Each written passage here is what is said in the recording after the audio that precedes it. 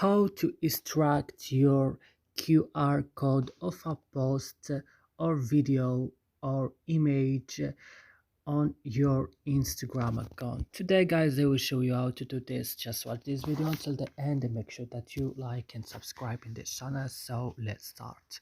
First you will just open your Instagram as usually, then you will go down on your profile, open it.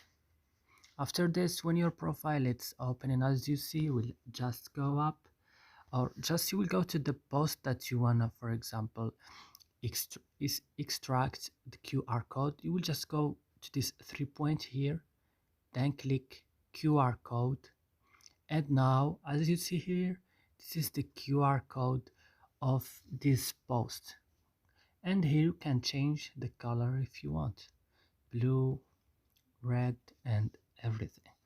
And that's it. I hope this video is useful for you. Don't forget to like and subscribe in this channel, and see you next video.